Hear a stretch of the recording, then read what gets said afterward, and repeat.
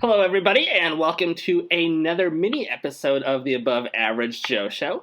I am super excited for this episode because I just finished watching a miniseries on Hulu called The Act, which is a series that is about weird, strange occurrences, real life stories that are stranger than fiction. And season 1 was all about Munchausen by proxy, which, if you don't know what that is, we will talk about it for a little bit. But I have a very special guest with me today. Edward Michael Scott is here, who is actually in The Act. How are you doing today, Edward? I'm doing well. Thank you, Joe. Thank you for having me. Oh, thanks for joining us. I am so excited to sit here and chat with you for a little bit. After finishing watching this series, my mind is blown because I had just listened to another podcast episode on stuff you should know about Munchausen. And they had briefly mentioned Munchausen by proxy, but to actually see it in action just kind of blew my mind. Yeah, it's a pretty bizarre and crazy syndrome, for sure. Yeah. For anybody that doesn't know, Munchausen syndrome is when somebody acts like they're sick for attention. But using Munchausen by proxy is when the caregiver pretends that they're, in this case, the mother to the daughter. The mother is treating the daughter as if she is sick, which completely baffles me that this even exists and that people actually do this to somebody else, especially somebody that they love. But Edward, you had said that you had listened to a couple of interviews with Joey King, who was the star of the show, and she was talking with, I think you said, Dr. Phil about this? Not the actress. I watched some interviews from the real life girl, Gypsy Rose. Oh, Gypsy Rose. Wow, this is even more fascinating now.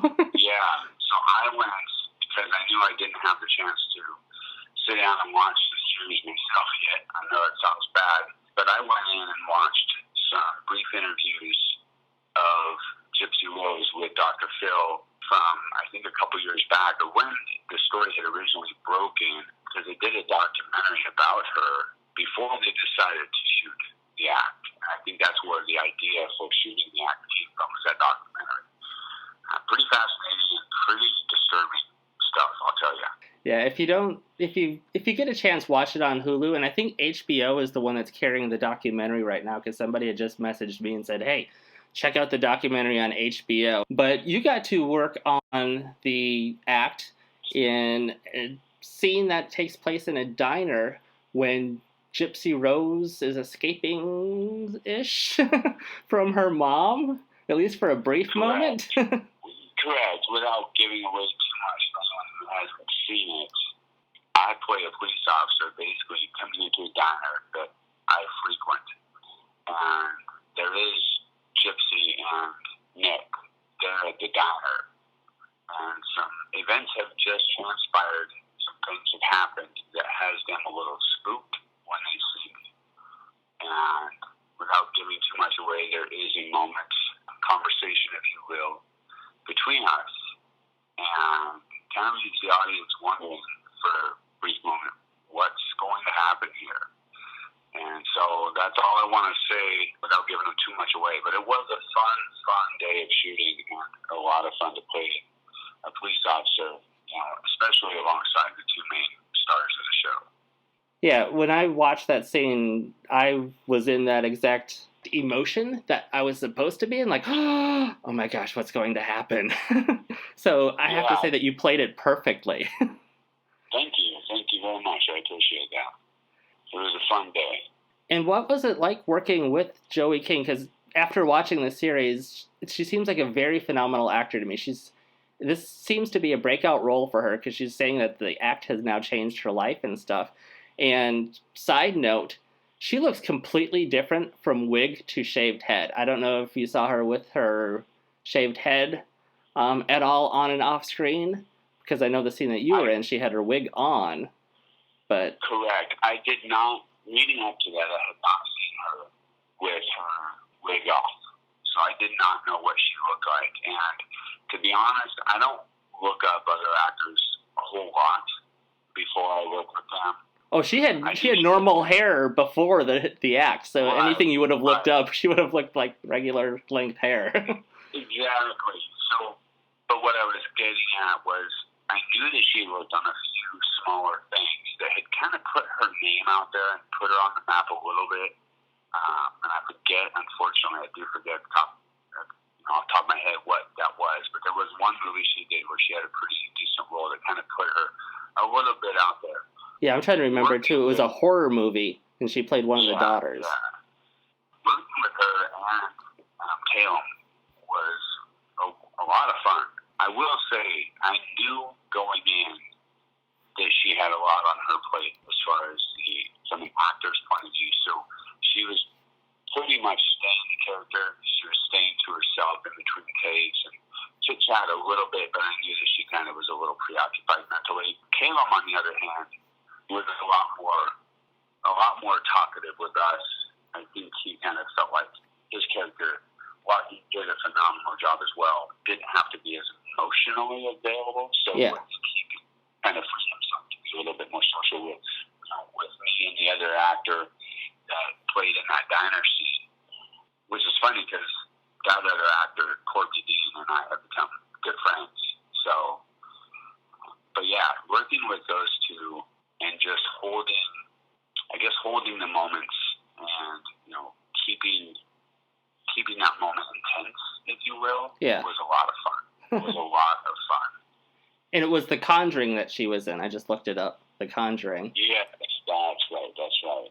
From now, when I look, I mean, I can tell that she's like number 15 or number 10 or something like that on IMDb. So she is completely blown up because of this show. And I can't imagine what her life must be like now with all the exposure.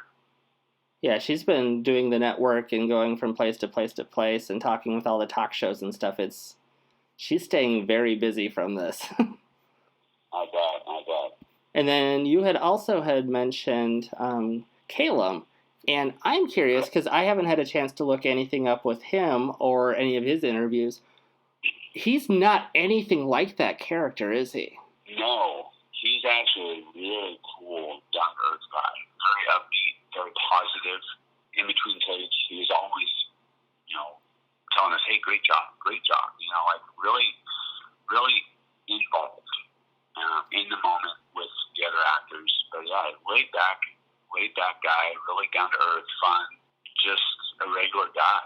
Yeah, but his character, he's got to play a little crazy. Yeah, and I 200% buy into his character of Nick Godejohn as being this very socially awkward, with an alter ego, kind of psychotic, weird. I don't even know how to describe him. Yeah, he plays it to a T. He does an amazing job. And I don't think he gets enough credit for that personally, but maybe that's because I haven't looked him up on the circuits. Well, I 100% agree with that. I think so much attention was put on Joey for her character as Gypsy Rose that even Caleb's character, Nick, kind of takes a back seat to what she had to kind of bring to the table. Yeah. I think they both did a phenomenal job, and all I can say is it was so much fun working with them, and it was so easy.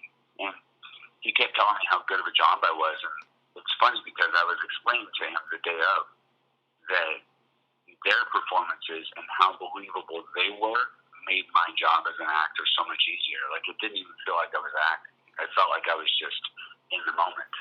And did you have to do any sort of research for the character, or did you do anything to prepare for that scene at all, or did you just go in and it's like, okay, this is what I've got to do, let's shoot it and get it done? Probably the latter. I get a lot of police officer and characters of any kind of official look because of bald head and everything. Thanks God.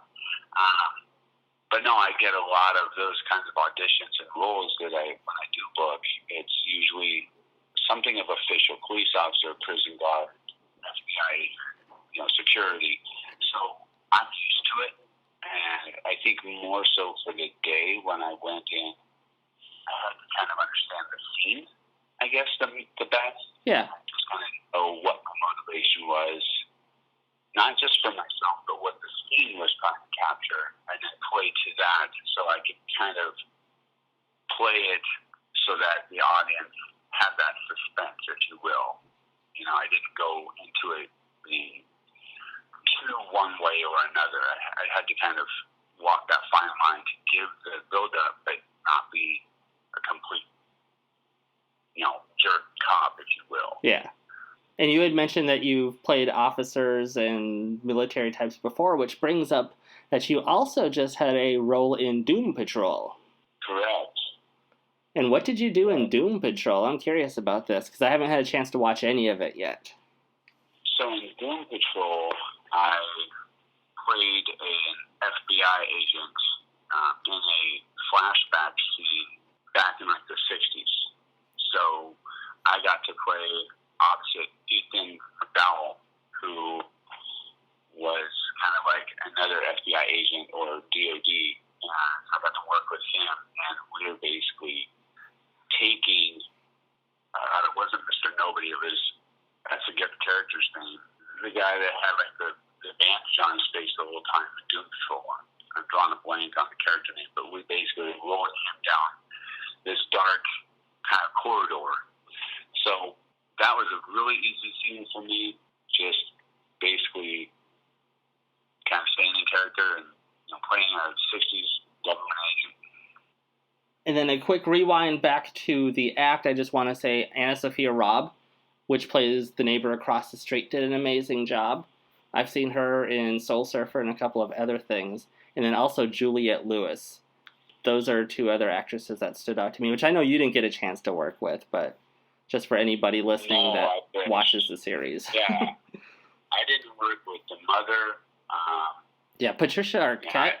Oh my gosh. Oh. I mean, I don't know if she got enough credit. I've heard people say that she blew it out of the water. Oh, completely. Oh. That's the kind of role that I think most people would love to delve into mentally and see if they could handle it, because that's completely opposite of what we normally are like. So most actors want to play opposite who they are. But yeah, I think Patricia Arquette's character, she's probably going to get at least a nod, like an Oscar nod, if not, or she's got to get a nomination somewhere. Yeah, I mean, her and Billy both did such an amazing job on the show. Yeah, I would say for the first... Juliette, I love that actress. Oh, yeah. But let's go ahead and get things wrapped up here real quick. Thanks for joining us, but if people want to find out more about you, what are some social medias that they can find you on, and how do they look you up? Okay, so on Facebook, I do have a fan page, Facebook.com. Edward Michael Scott is my stage name. I do have an Instagram account. It's Naked Skull Actor. So just for the bald head, Naked Skull Actor. And on IMDb, if anybody wants to go and give my page a like and follow me on IMDb, it's imdb.me/Edward Michael Scott. And for anybody that is listening, once again, let me just say that the Act and Doom Patrol and everybody else has not asked us to push their stuff. We are just talking about it because I watched it and I loved it. So we're not getting any residuals from it. We're not getting paid from it. And same thing with Edward. He's not getting paid to promote it or anything. But thanks for hanging out with us for another mini episode of the Above Average Joe Show. And we will be back next week with another full episode for you. Stay tuned, and we will see you in a few days. Thanks. All right, thanks.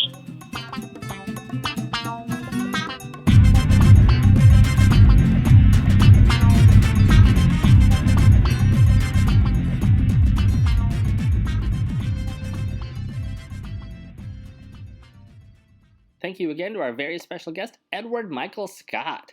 Special shout out thanks to Addison and Jamie Lynn again for all their assistance on this episode. And be sure to check out our Facebook, Instagram, and our Twitter. And look for us on Spotify, Stitcher, and iTunes.